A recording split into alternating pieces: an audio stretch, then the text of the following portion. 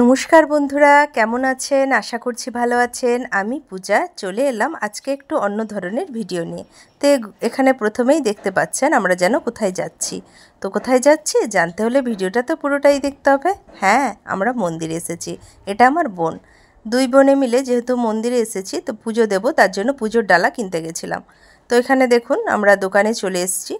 এখান থেকে আমরা একটু সন্দেশ, ধূপ, বাতাসা, সিঁদুর, মোমবাতি সব কিছু ডালার সাজিয়ে দুই বোনে মিলে চলে গেছিলাম মন্দিরের ভেতরে। তো এই মন্দিরটা হচ্ছে ভবতারিণী মায়ের মন্দির। তো আমাদের এখানে পাঁশকুড়া বাজারে আছে এই মায়ের মন্দিরটি। তো মা আমাদের খুবই কিন্তু জাগ্রত মা। তো চলুন মায়ের মন্দিরের ভিতরে আমরা প্রবেশ করি। মায়ের মন্দিরের এটা ঢোকার প্রথম পথ। এই দেখুন মহেশ্বর রয়েছেন বসে, নন্দী ভৃঙ্গি রয়েছেন বসে।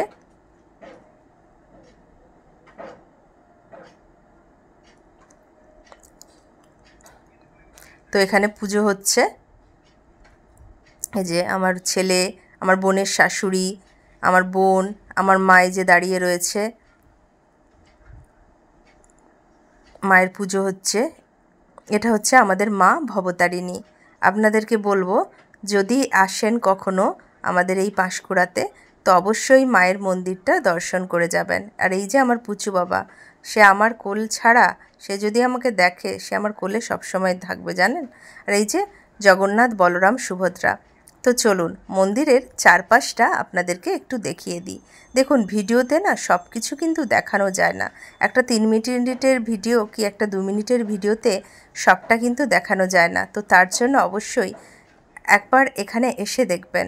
সন্ধেবেলা একবার গিয়ে মায়ের মন্দিরে যদি বসা যায়, মনটা অন্যরকম একটা অনুভূতি জাগে। মনের একটা সুন্দর শান্তি যেন বিরাজ করে মনের মধ্যে। তো এই দেখুন চারপাশটা কত সুন্দর। চারপাশটা সমগ্র দেব দেবতা সবাই রয়েছেন মায়ের মন্দিরে। তো এখানে এই দেখুন গণেশ বাবাজি বসে রয়েছেন। ওখানে দেখালাম শিব বাবার মূর্তি। তো ওখানে কিন্তু ভোলা মহেশ্বরের মূর্তিটা কিন্তু অনেক বড়। তো এখানে দেখুন রাজা রামমোহন রায়, কাজী নজরুল ইসলাম, ওনাদেরও স্ট্যাচু রয়েছে। আর এখানে সূর্যদেব দেখুন। তো সব কিছু দেখিয়ে চলুন এবার বাড়িতে ফেরা যাক।